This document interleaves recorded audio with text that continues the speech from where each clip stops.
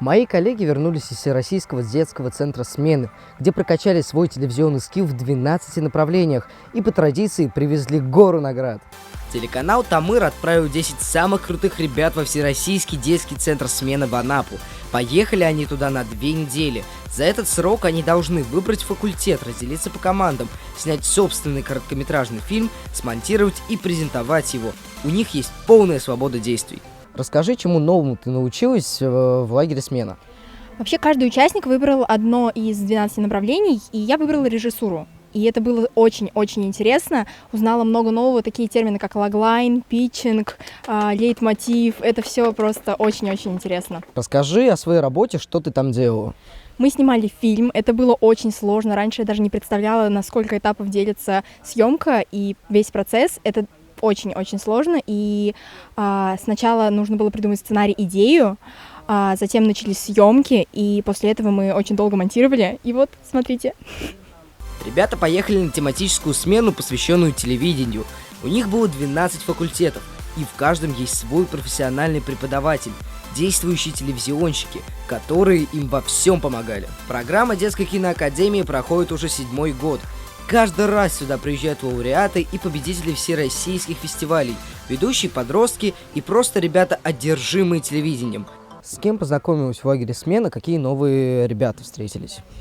На самом деле я больше дорожу не знакомством именно с ребятами, а с профессионалами, которые нас учили. То есть это ведущие режиссеры, продюсеры, люди, которые реально варятся в этой киносфере и, получается, могли дать очень много нового, и от них я получила очень важные знания и опыт. Ребята, конечно, были тоже очень крутые, все профессионалы, с ними было реально интересно работать. «Смена» — это очень крутая стартовая площадка для будущих звезд экрана. В этом году ведущим и корреспондентом детского и юношеского телеканала «Тамыр» выпал уникальный шанс стать еще профессиональней. Расскажи, как строилась работа у вас в команде, кто за что отвечал? Я был помощником оператора, то есть я ставил кое-где камеру и кое-где сам снимал. Также там не указали в титрах, но я очень достаточно часто помогал им со сценарием. Алмаз и Рустем, они выполняли роль сценаристов и режиссеров, то есть основных уже, а Милюша был помощником режиссера. Как строился наш съемочный процесс? То есть вот в лагере время поделено достаточно строго, и мы ночью оставались и писали сценарий. То есть мы прям жестко отдавались всему нашему фильму.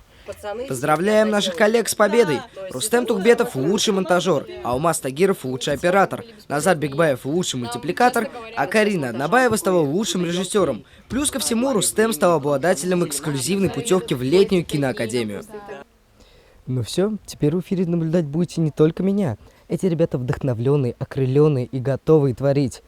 Так что ждите новых проектов. Только, если что, я вам ничего не говорил. Радомир Усманов, Руслан Бекбаев. Специально для Горы новостей.